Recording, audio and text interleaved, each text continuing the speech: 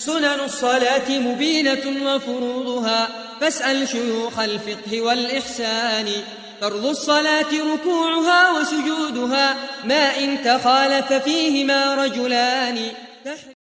نعم. بسم الله الرحمن الرحيم.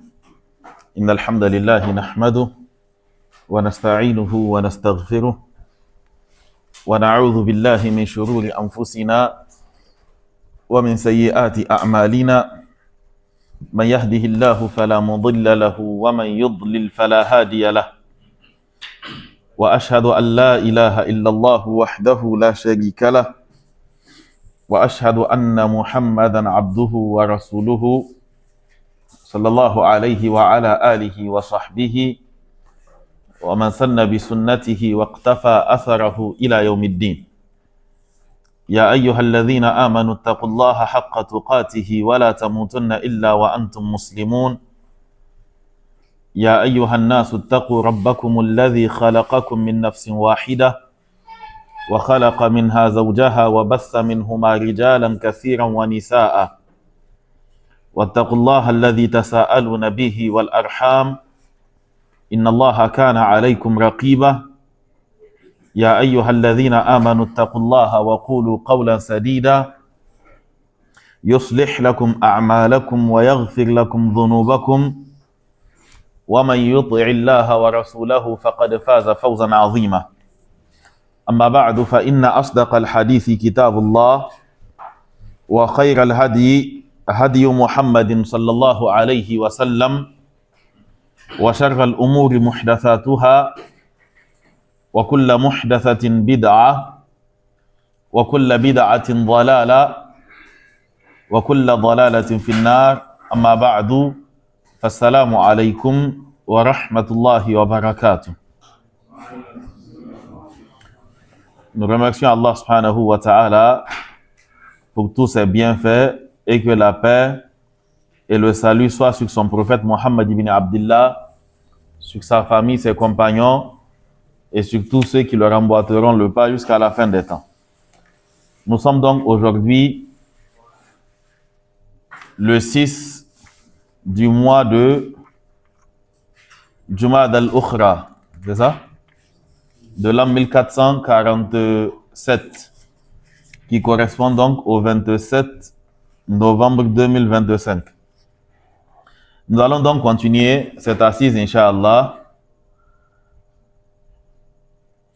avec le chapitre Salat al-Tatawwu', les prières méritoires, et plus précisément As-Salatu Uqayb al-Tuhur, la prière qui se fait après la purification, ce qui est aussi appelé Sunnatul Wudu'i, la sunna liée aux ablutions. Donc la prière sunna qui se fait après les ablutions. Lors de la séance passée, on avait parlé de Salat al-Duha et il y avait un élément qui était à ajouter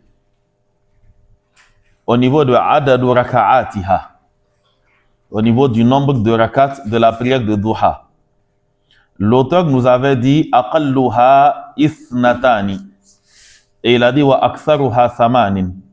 Le minimum est de 2 et le maximum est de 8. Au niveau de ce maximum, ce qu'il faut ajouter, c'est le maximum rapporté du prophète sallallahu alayhi wa sallam. Mais il n'y a pas de limitation fixée par le prophète sallallahu alayhi wa sallam à travers ses propos. C'est ce qui fait que Aïcha radiyallahu anha, en rapportant la prière du prophète sallallahu alayhi wa sallam, la prière de Duha, elle dit il accomplit tel nombre de rakats wa yazidu ma sha, et il ajoute ce qu'il veut. Ok? Donc, dire qu'il s'agit de 8, 8 est le maximum rapporté clairement du prophète sallallahu alayhi wa sallam, mais la personne est libre d'accomplir autant de rakats qu'elle veut le matin, une fois que le soleil se serait levé, et c'est-à-dire une fois que le soleil s'est levé et s'est élevé, la personne peut faire autant de prières qu'elle veut jusqu'à ce que le soleil soit au zénith, quoi. Ok? Non.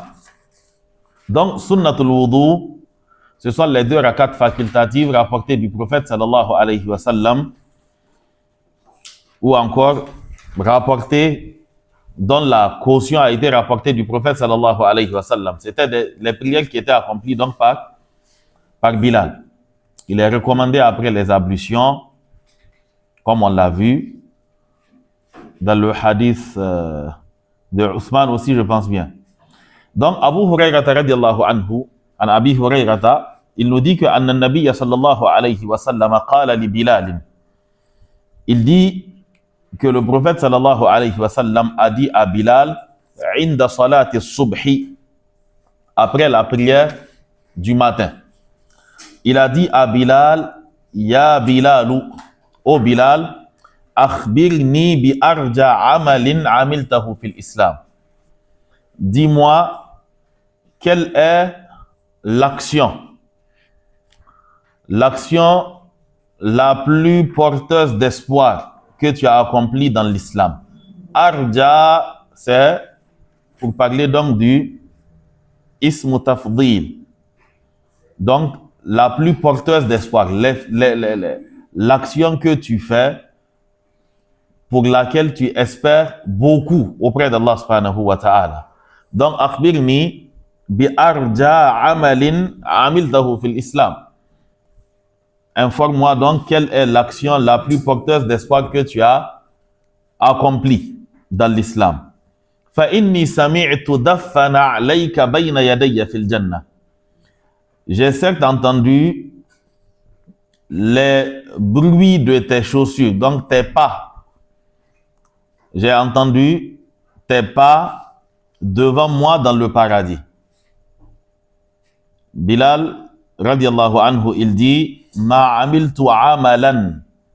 J'ai pas accompli une action arja indi, plus porteuse d'espoir pour moi, anni lam atatahhar, comme le fait que moi je ne me purifie jamais, tuhuran, quelle que soit la purification, c'est-à-dire qu'il s'agisse d'un grand lavage ou encore d'une ablution. Donc je ne me purifie jamais fi sa'atin min laylin aw naharin, à une quelconque heure du jour ou de la nuit, illa sallaytu, sans que je n'accomplisse bidhalika tuhuri, sans que je n'accomplisse avec cette purification-là.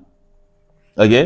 Sans que je n'accomplisse avec cette purification, ma kutiba li an usalliya, c'est qu'Allah m'aura permis d'accomplir comme prière.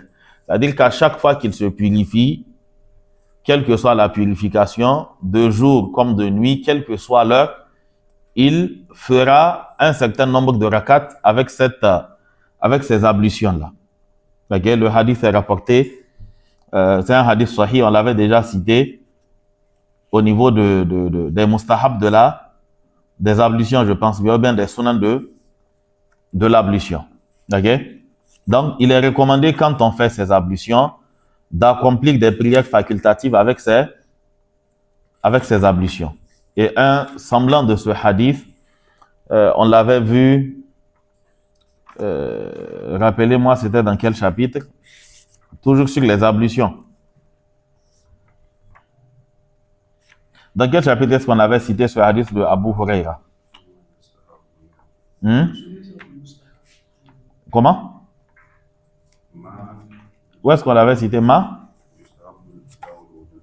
yustahabbu lahu al-wudu. Sur ou bien avec... Ah?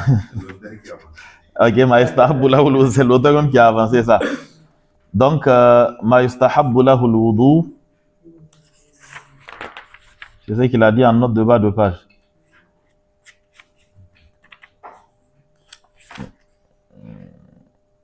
Il sabaqa fi ma yustahabbu lahu al-wudu. Est-ce qu'il a cité ça là-bas? Si, il l'a cité mais avec une autre version. Il a cité la version de Buraydata, pas la version de Abu Huraira. Ok? Dans la version de Buraydata, c'est là où je voulais en venir, il a été précisé que Bilal accomplissait 2 rakats. Ok? Il s'agit du hadith cité au point 7. Les hadiths Buraydata qala asbaha Rasulullah sallallahu alayhi wa sallam yawman. Le prophète sallallahu alayhi wa sallam, il s'est réveillé un jour. Fada'a Bilalan. Il appela Bilal. Faqala. Il dit à Bilal, Ya Bilalu. Ô Bilal, bima sabaqtani ila al-jannah. Par quel moyen est-ce que tu m'as devancé au paradis? Inni dakhaltu al-barihata al-jannah. Hier soir, j'étais rentré au paradis. Fasami'tu khashkhashataka. J'ai entendu les bruits de tes pas amami devant moi. Faqala Bilalun. Et Bilal a dit, Ya Rasulallah, ô messager d'Allah, ma azantu qattu illa sallaytu raka'atayni wa la asabani hadathun qattu illa tawadda'tu indahu. Qala Rasulullah li hadha. Ok? Donc, là, il s'agit d'un hadith un peu proche de l'autre, mais les deux hadiths n'introduisent pas les mêmes choses en réalité. Ok? Dans l'autre hadith, il s'agit d'une prière qui s'accomplit après les ablutions. Et le nombre n'est pas fixé.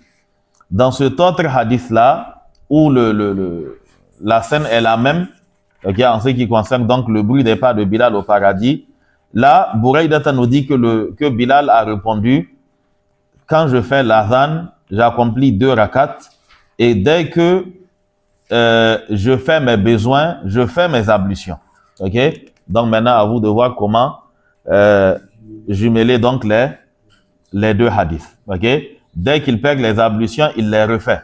Et dans le hadith de Abu Huraira, il dit que dès qu'il fait les ablutions aussi, il fait des prières avec ces ablutions-là.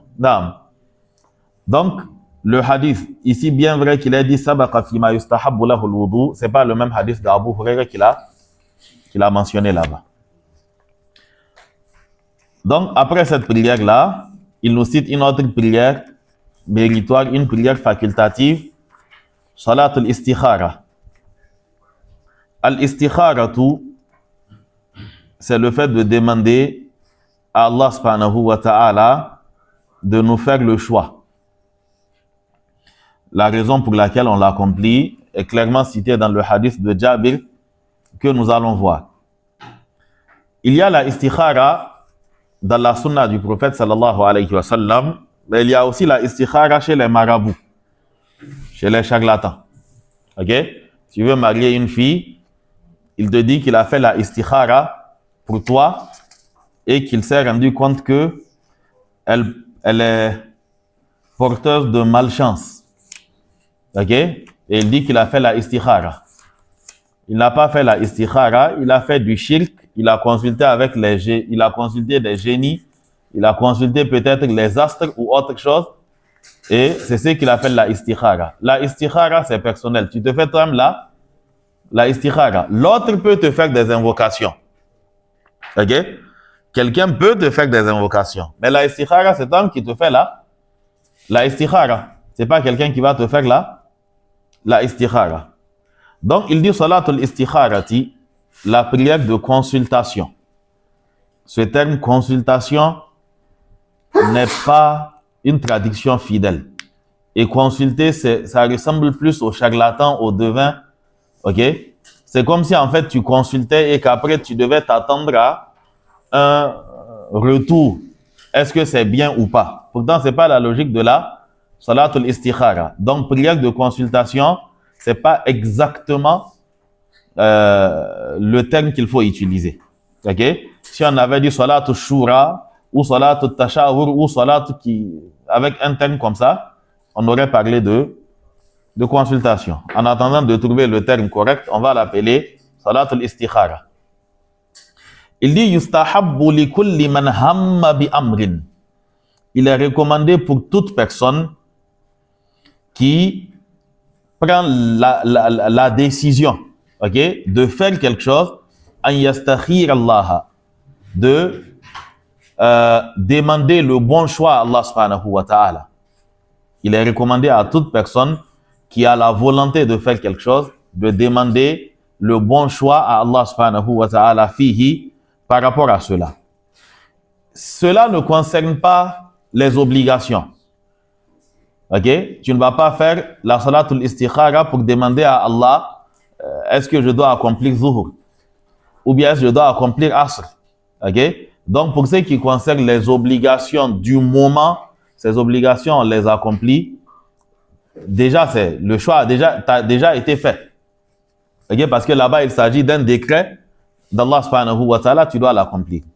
Mais pour ce qui concerne les obligations qui sont circonstancielles ou bien qui s'inscrivent dans un intervalle large, okay? Comme par exemple le Hajj. Okay? Tu as réuni un certain nombre de fonds, tu veux faire le Hajj, il n'y a pas de souci, tu fais la istikhara. Okay? Mais pour ce qui concerne, tu veux te marier, si on considère que tu as atteint un niveau où le mariage est obligatoire, tu fais la istikhara. Okay? Mais tu vas pas faire la istikhara pour enlever la zakat. Ok? Oh Allah, j'ai fait le tour de l'année, l'épargne a atteint le nisab, mais je ne sais pas si je dois enlever, même si je ne dois pas enlever. Donc, je fais la istikhara. Ça ne marche pas là-bas. Ok? On fait la istikhara pour ceux dont l'obligation est un peu flexible. Ok? Le report est possible dans certaines situations et ainsi de suite, quoi. On ne fait pas non plus de istikhara pour ce qui est interdit. Ok? La chose est interdite. Et tu dis que tu vas faire la istikhara pour voir si c'est bien pour toi. Allah t'a déjà dit que c'est un mal pour toi, c'est pour cela qu'on te l'a rendu haram. Donc, dans ce qui est interdit, il n'y a pas de istikhara. Donc, il dit, pour toute chose, il est recommandé de faire la istikhara. Kama ja'a fi hadha al-hadithi. Comme cela a été dit donc dans ce hadith. An Jabirin qala. Il est rapporté de Jabir qu'il a dit Kana Nabi sallallahu alayhi wa sallam, le prophète sallallahu alayhi wa sallam, il avait pour habitude yu'allimuna al-istikharata, de nous enseigner la prière de istikhara fil umuri kulliha, en toute chose. Il nous enseignait la istikhara en tout. C'est ça? Kassurati min al-Qur'ani, comme il nous enseignait une sourate qui était révélée du Coran. Ok? Qala, et le prophète sallallahu alayhi wa sallam a dit dans ce contexte-là, Idha hamma ahadukum bil amri, quand l'un d'entre vous décide de faire une chose. Les savants disent que cela montre qu'on ne fait pas la istikhara quand une décision n'est pas encore prise. C'est-à-dire que tu doutes entre deux choses. Quand tu diras Allahumma in kunta ta'alam anna hadha al-amr, tu fais allusion à quel amr? Ok? Donc, tu décides et ensuite tu fais la istikhara. C'est-à-dire que tu as décidé de faire déjà la chose. Je prends un exemple, tu doutes, je ne vais pas parler de mariage cette fois-ci. Ok? C'est-à-dire que tu es dans une situation où il y a deux options. Tu vas consulter les gens du domaine. Fas'alu ahla dhikr. Tu te renseignes auprès des gens qui maîtrisent le sujet. Tu prends l'avis des personnes qu'il faut. Tu te renseignes, tu fais tes invocations. Tu prends une décision. Ok? Maintenant, c'est ce que tu as décidé de faire. Tu fais la istikhara et tu demandes à Allah s'il y a un bien en cela, qu'il te facilite ça. Si cela n'est pas un bien pour toi, alors qu'il te remplace cette chose-là par quelque chose de meilleur. Mais que tu sois dans une situation où tu es indécis et tu fais la istikhara et tu t'attends à voir dans un rêve quelque chose qui va te dire que prends cette option, c'est celle qui est meilleure, c'est pas du tout ce qui est voulu par la istikhara. Donc, il dit Idha hamma ahadukum bil amri, quand l'un d'entre vous prend la décision de faire quelque chose. On n'a pas dit Idha taraddada ahadukum bayna amrayni, quand l'un d'entre vous hésite entre deux choses. Ok? On a dit Idha hamma ahadukum bil amri, quand l'un d'entre vous décide de faire une chose, falyarka' rak'atayn min ghayri al-farida, alors qu'il accomplisse 2 rakats autres que des rakats obligatoires. Thumma yaqulu, et ensuite qu'ils disent Allahumma, oh Allah, inni astakhiruka bi'ilmika, Ô Allah, je te demande le bon choix par ta science. Wa astaqdiruka bi qudratika. Et je te demande de la force par ta capacité. C'est-à-dire que je te demande la capacité de pouvoir agir, que tu m'accordes de ta force, quoi. Ok? Donc, que tu me renforces. Wa as'aluka min fadlika al-azim. Et je te demande de ta grâce immense. Je te demande que tu m'accordes de ta grâce immense. Fa innaka taqdir wa la aqdir. Car toi, tu peux et moi, je ne peux pas. Wa ta'lamu wa la a'lam. Et tu sais et je ne sais pas. Wa anta 'allamul ghuyub. Et tu es le connaisseur des choses inconnues ou inconnaissables. Allahumma in kunta ta'lam.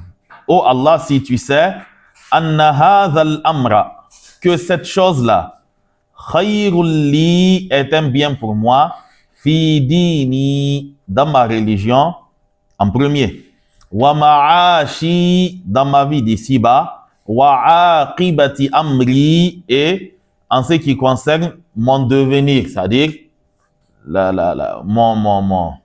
ma destination finale, quoi. C'est-à-dire mon sort dans l'au-delà. Ok? Wa aqibati amri, et en ce qui concerne mon sort. Fi adili amri ou adilihi. Pour ce qui concerne mes affaires ou bien mon état présent ou encore mon état à venir. Quand on dit al-adil, c'est ce qui est immédiat. Al-adil bil hamzati, c'est ce qui est à venir. Ok? Donc, si tu sais que cette chose est un bien pour moi, dans ma religion, dans ma vie d'ici-bas, dans mon sort, donc en ce qui concerne mon sort, mon dernier sort, donc pour ce qui est des affaires urgentes ou bien de l'état actuel ou bien de l'état à venir, faqdurhu li, alors prédestine-moi cette chose-là.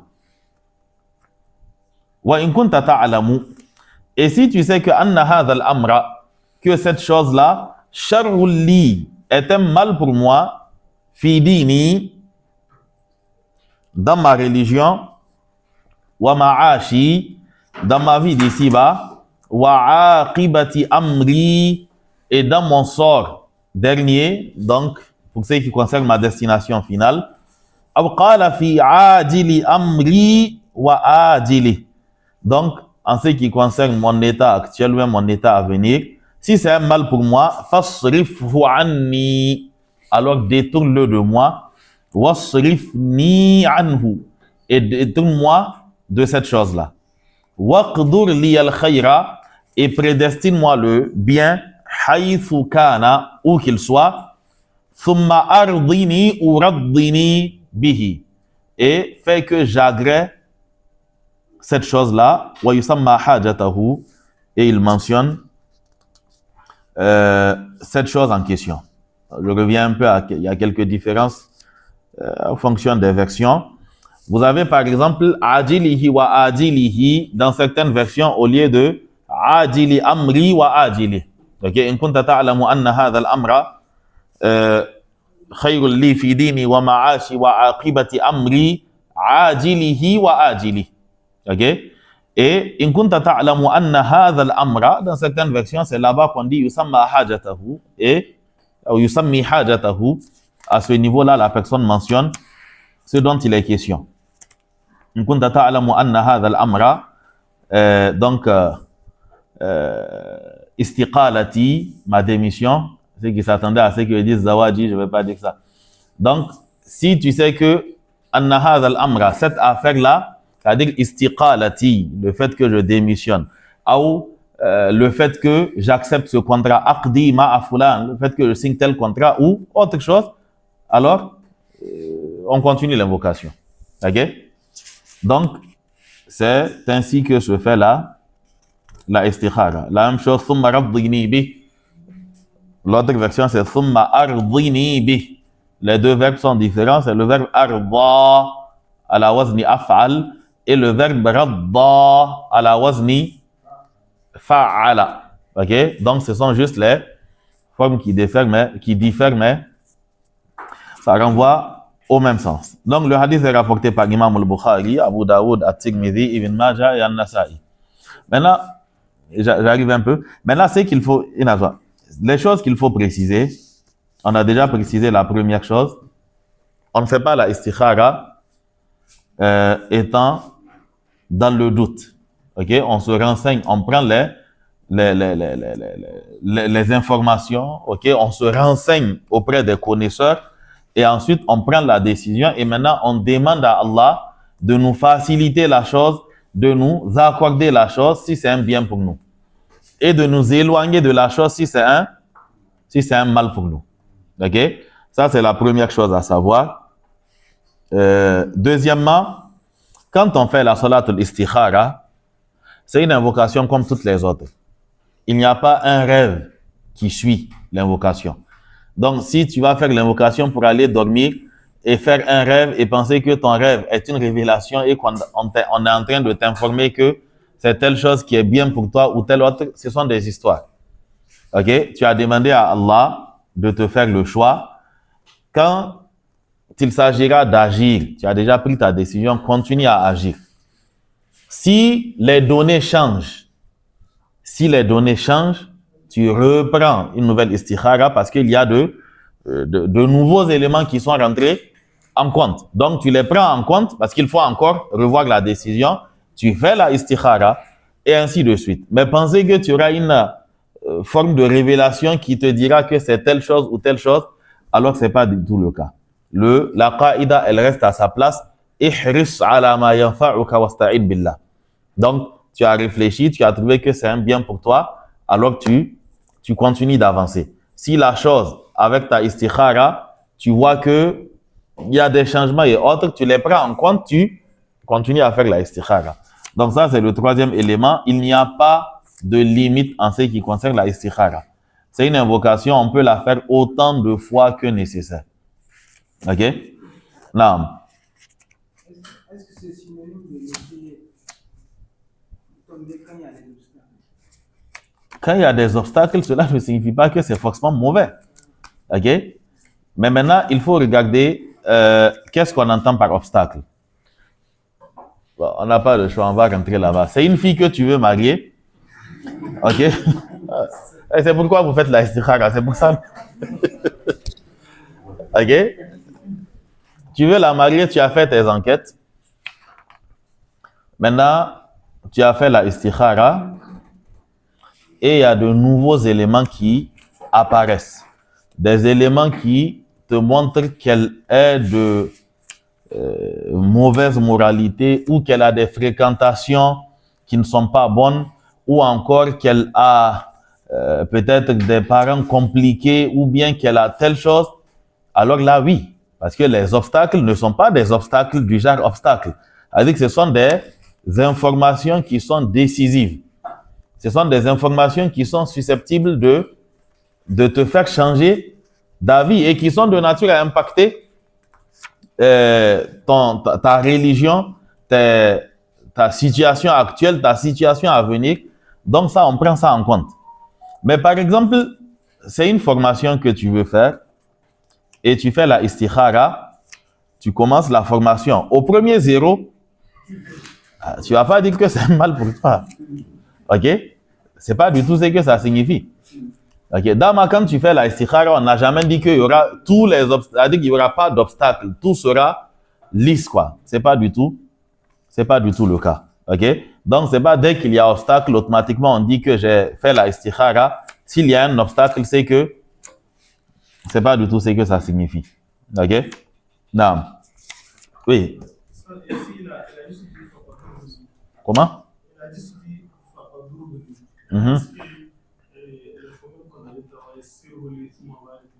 Ah, il n'avait pas cité ça? Oui, dans l'autre version, c'est ajouté. Ok? C'est-à-dire que cette version qu'il a citée, elle diffère de celle qui est dans Hisnul Muslim. C'est ce qui fait que vous sentez les nuances là. Ok? Non. Donc, il n'a pas cité le Yassir Huli, Summa Barik Lifi. Il y a tout ça qu'il n'a pas cité apparemment. Ok? Non. Oui? L'évocation se fait avant le salam. Ok, sur cette question, Donc, j'explique d'abord la raison. Pour tout ce qui concerne dhikr, où il a été dit après la prière, les savants ont deux avis. Ok?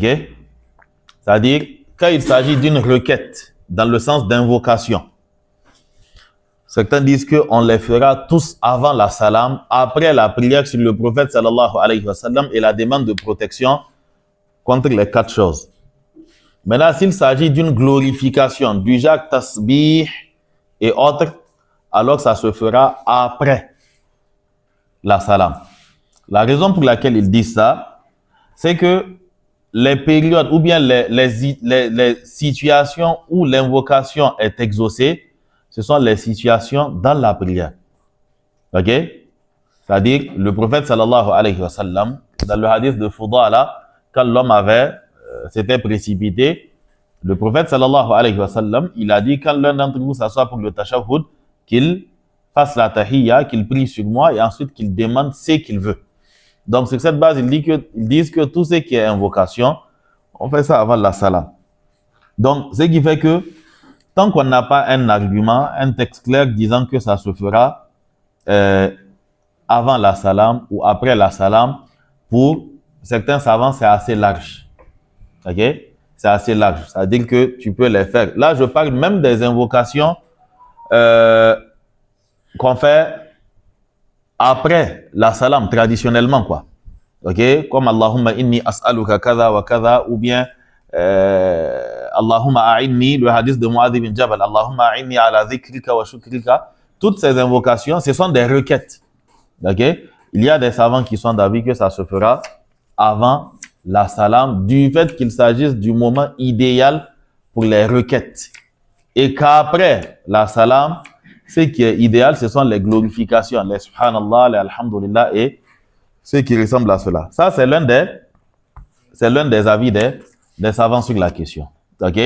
Mais, wallahu a'lam, pour ce qui concerne la prière de istikhara, on ne va pas lui appliquer forcément la règle générale établie. Tout simplement parce que le prophète sallallahu alayhi wa sallam, il a utilisé un thumma. Il a dit فَلْيَرْكَعْ رَكَعَتَيْنِ مِنْ غَيْرِ الْفَرِيضَةِ, qu'il fasse 2 rakats autres que les obligations, ثُمَّ يَقُولُ, et ensuite qu'il dise. Ok? Donc j'ai mentionné cet avis-là, parce que je suppose que c'est un peu ça qui a fait que tu as posé la question. Voilà. C'est-à-dire que la qaïda qui veut que tout ce qui est invocation, que tu fasses ça avant de lancer la salam, et tout ce qui est supplication, tu fais ça après avoir lancé la salam. Ok? Naam, Allahu alam. Pour ce qui concerne la istikhara, on a dit summa, donc on considère que sans la salam, tu n'as pas accompli 2 rakats. Ok? Sans la salam, tu n'as pas encore accompli 2 rakats. Donc le summa montre que les deux se font avant. Mais il y a des savants qui sont d'avis que ça se fait avant la salam. Non. Ça n'a pas été précisé. Ok? Allahu alam. Ça n'a pas été précisé. Est-ce qu'il faut lever les mains ou pas? C'est où? Oui?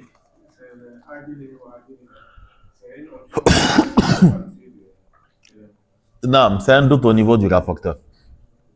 Ok? C'est le rapporteur qui doute. Donc, on peut ajouter ça sans souci, quoi. Ok? Alaykoum salam. Maintenant, pour mentionner la haja, en quelle langue? La question, c'est en quelle langue tu peux formuler ça. Si tu peux faire ça en arabe, partout où c'est un cadre d'adoration, si l'arabe est possible, c'est l'arabe qui est préférable.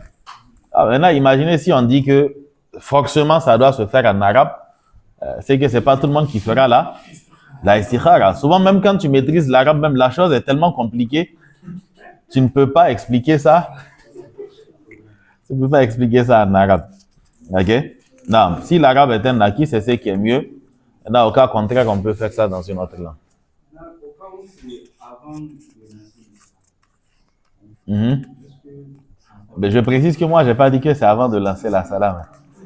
Moi, j'ai dit que c'est après avoir fait les 2 rakats, on fait l'invocation.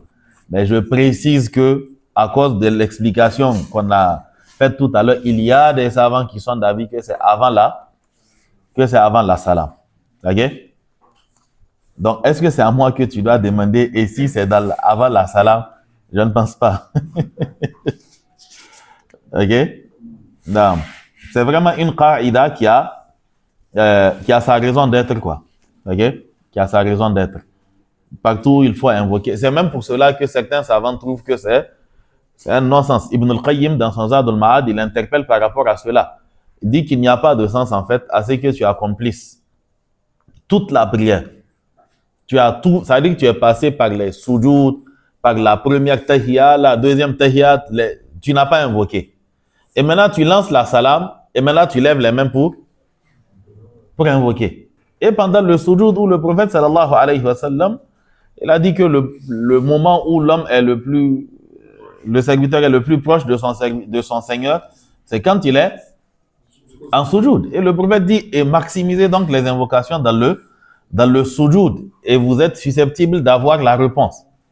Donc, il dit que toutes ces situations, les laisser, et maintenant venir après la salam pour lever les mains pour faire des invocations. Il dit qu'en réalité, on a laissé ce qui est meilleur pour ce qui est incertain. Non. Alaykoum salam. Il n'y a jamais eu autant de questions que quand on a parlé de istikhara. C'est possible aussi de faire cette invocation-là, Mm-hmm. de prière pendant le dernier sortie, par exemple, à la fin des 2 rakats. Là, les savants qui ont parlé de ces deux options, c'est avant la salam ou après la salam, mais pas dans le sujoud, quoi. Ok? Pas dans le sujoud. Pour toi?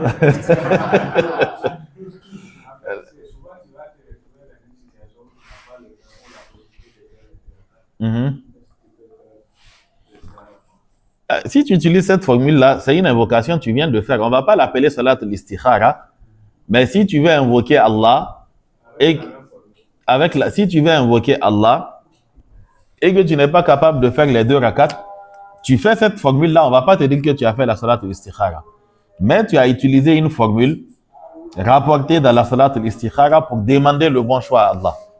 C'est-à-dire que si tu dois faire, cette formule est certainement la mieux adaptée qu'une autre formule que tu vas imaginer, mais on ne va pas l'appeler salat al-istikhara parce que les 2 rakats n'ont pas été accomplis, quoi. Ok? Non.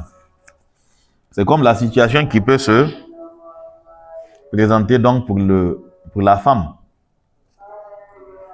Pour l'homme, on considère que les situations d'indisposition sont assez faciles en fait à régler, quoi. Ok? À supposer que je sois dans un bus, une situation se présente, je dois faire la salat al-istikhara, je ne suis pas en ablution. Jusqu'à présent, il me reste encore des possibilités.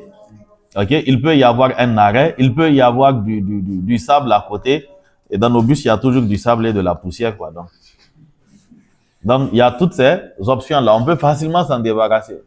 Mais la femme, elle est indisposée. Quand elle est indisposée, pour raison de menstruation ou autre, une situation se présente à elle, c'est compliqué. Pour l'homme, c'est une question de quelques minutes, ok? Quelques techniques, il va trouver une solution et puis voilà, quoi. Ok? Non.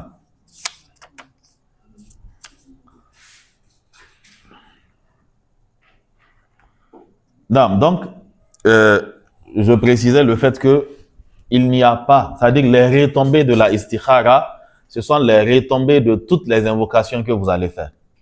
Et religieusement, il n'est pas permis de lier des événements à des causes sans argument. Parce que cela reviendrait à mentir sur Allah subhanahu wa ta'ala. Ok? Donc, quand tu poses un acte et que tu vois quelque chose arriver, il ne faut pas automatiquement dire que c'est, je donne un exemple, le cadre de l'invocation.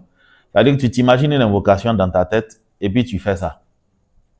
Et Allah t'accorde ce que tu as demandé. Et du coup, tu dis que je viens de découvrir une formule magique.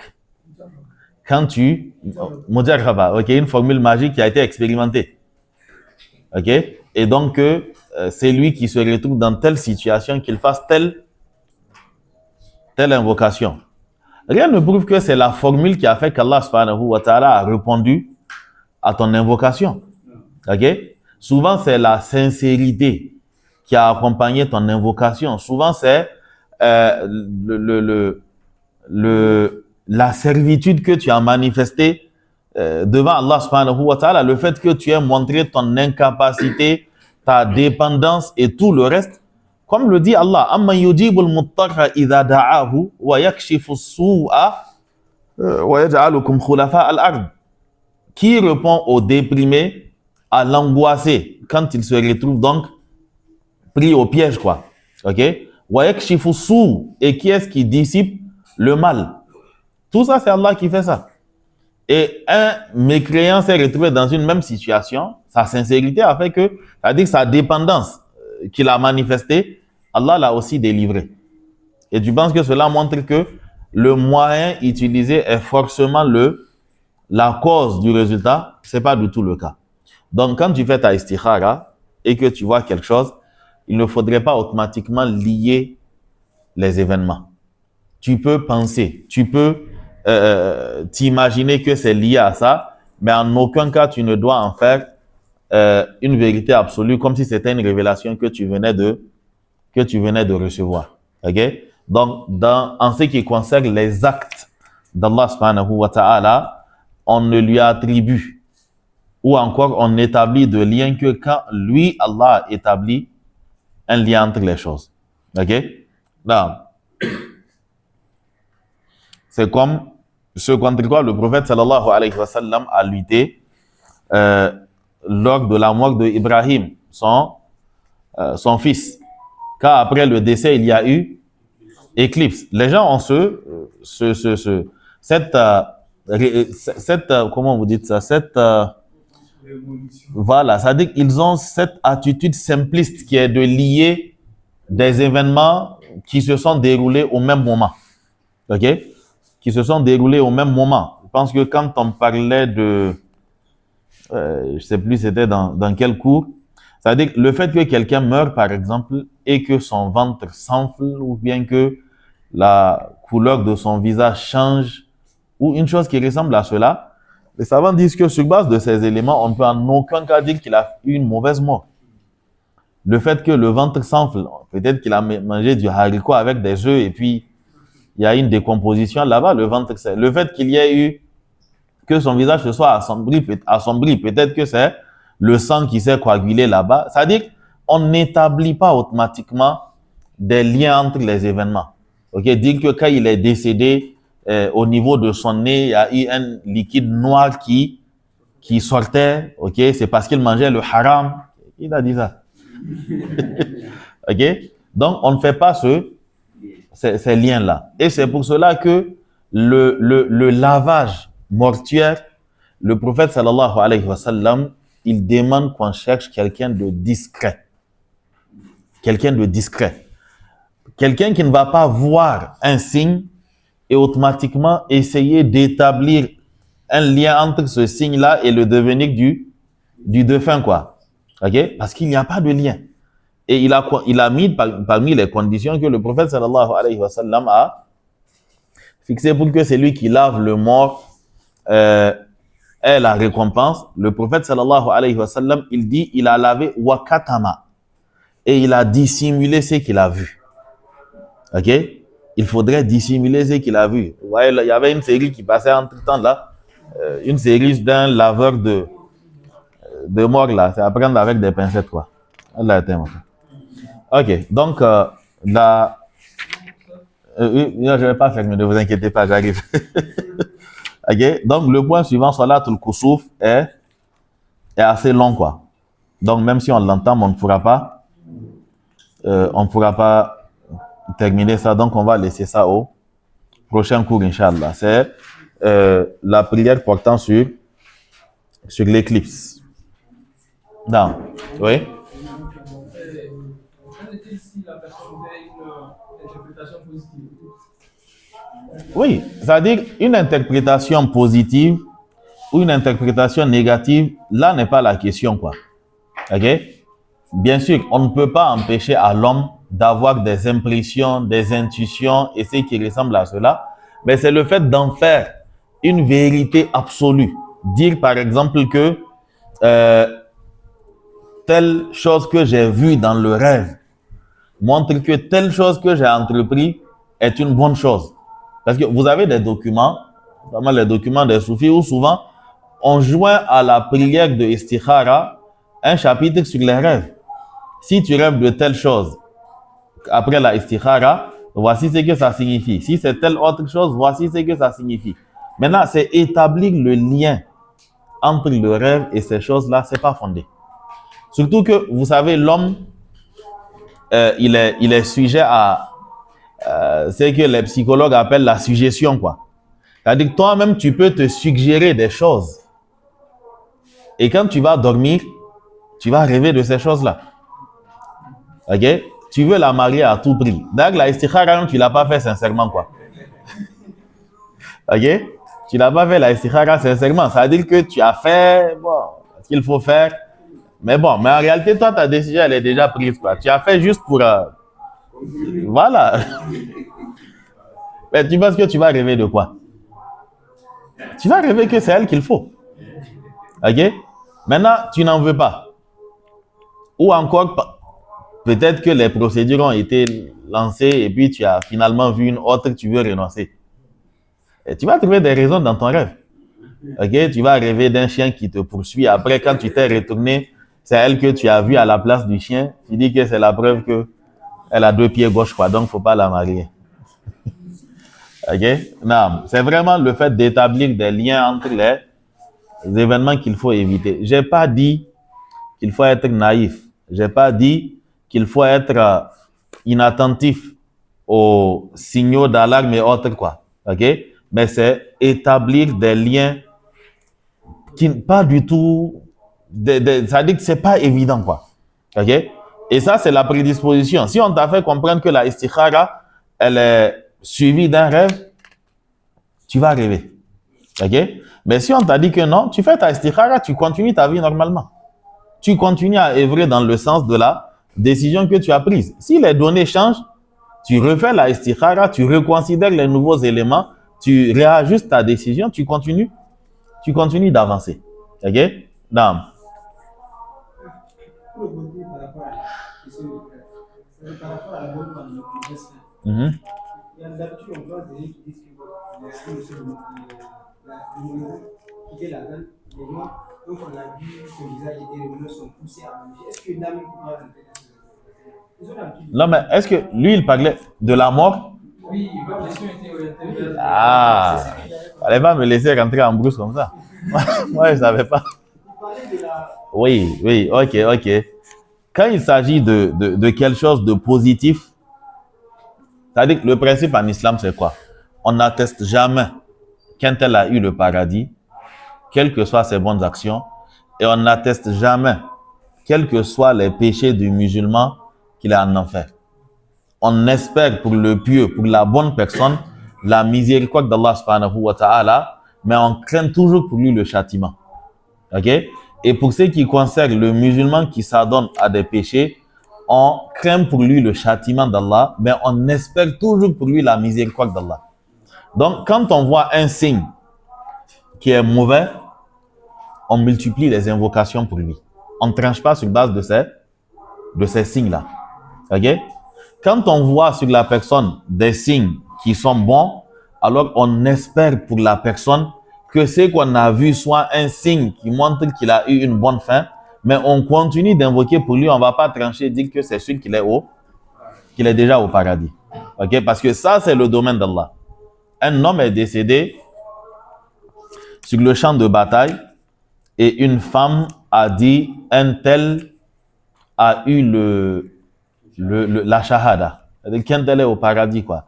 Le prophète sallallahu alayhi wa sallam lui dit, mais qui t'a dit ça?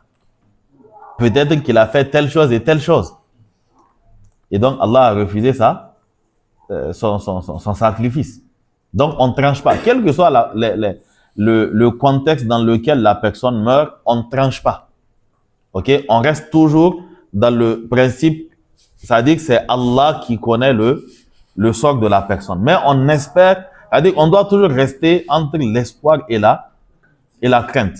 Maintenant, en fonction des personnes, l'espoir sera plus grand que la crainte ou encore le contraire, quoi. Mais on ne tranche pas. Tant que c'est un musulman, on espère toujours pour lui et on craint toujours pour lui. Et puis voilà, quoi. Ok? Non. Alaykoum salam wa rahmatullah. Que la personne soit morte la veille du vendredi ou le vendredi là. Beaucoup l'impression que certains disent que les hadiths, il est authentique, disent non. Qu'est-ce qu'il en est? Ok. Le hadith par exemple du fait que la personne meurt le vendredi ou le vendredi, c'est-à-dire la nuit du vendredi ou bien la journée du vendredi.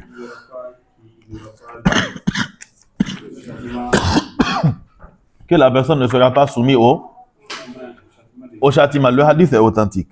Ok? Je pense qu'on aura l'occasion de voir ça dans Ahkamul Janaiz. Ok? Il y a un endroit où il va parler des signes de la bonne fin, quoi. Ok? Ce qui montre que la personne a eu une bonne fin ou pas. Bon, généralement, quand on arrive sur ce chapitre, la partie Salatul Janaiz, ce que je recommande aux frères, c'est qu'on insère en même temps le document Ahkamul Janaiz du Cheikh Al-Albani, quoi, sur la question, parce que c'est plus détaillé, il rentre dans des choses encore plus intéressantes. Donc, dans son document Ahkamul Janaiz, il a fait un chapitre qu'il a appelé Alamatu Husnil Khatima, si je ne me trompe pas.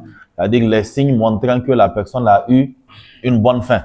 Okay? Parmi lesquels il y a le fait que la personne meurt avec une certaine transpiration au front, okay? Avec le front qui est...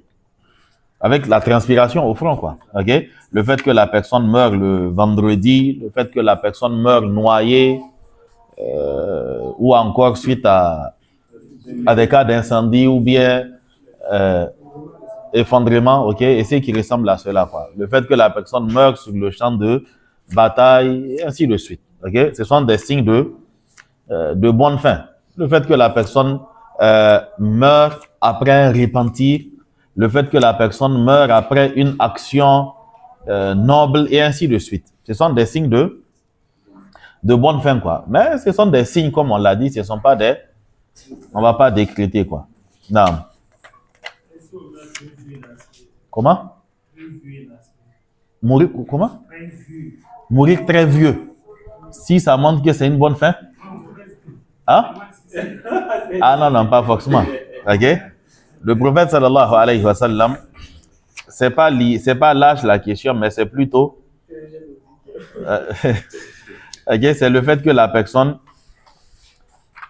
Dans le hadith où il a entendu certains implorer la mort, le prophète sallallahu alayhi wa sallam, il dit ne demandez pas la mort, n'implorez pas la mort. Il dit s'il s'agit d'une personne qui est sur la guidée, alors qu'elle implore la longue vie afin qu'elle puisse augmenter en bonne action. S'il s'agit aussi d'une personne qui est dans le péché, alors le fait qu'elle ait une longue vie lui donnera peut-être l'occasion de se repentir. Et il dit, si vous devez nécessairement invoquer la mort, alors invoquez avec condition.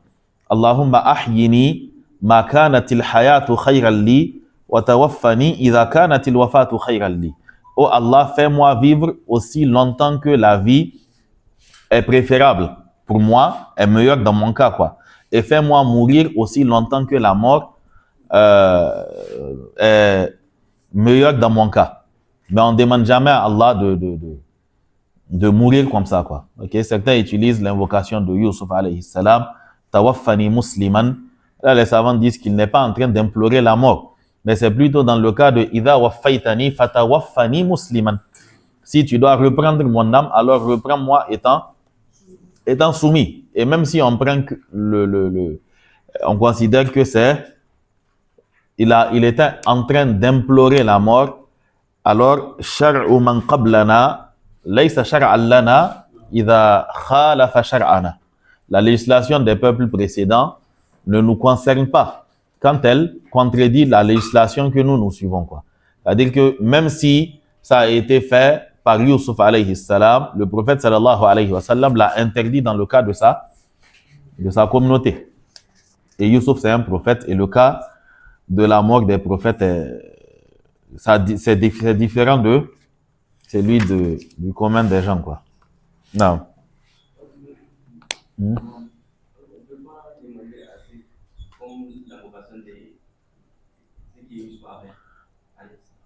Là, on peut demander, mais l'intention n'est pas de demander à mourir. Okay, c'est comme quand Allah parle de Wala tamutunna illa wa antum muslimun, ne mourrez qu'en étant soumis. Il n'est pas dit on ne nous interdit pas de mourir, en fait. C'est pas. Okay, c'est pour dire que si vous devez mourir, alors arrangez-vous à mourir musulman. Et comme on va mourir, donc il faut faire en sorte d'être musulman, quoi. Okay? Donc, tawaffani musliman n'est pas dans le sens de maintenant, ok, il faut me donner la mort, quoi. Ok? Non. On prend une pause, on fait quelques minutes de usul al-sunnah. Je pense même pas qu'on puisse effleurer grand chose et on arrête, Inch'Allah. سبحانك اللهم وبحمدك أشهد أن لا إله إلا أنت أستغفرك وأتوب إليك وصلى الله على نبينا محمد وعلى آله وصحبه وسلم والسلام عليكم ورحمة الله وبركاته.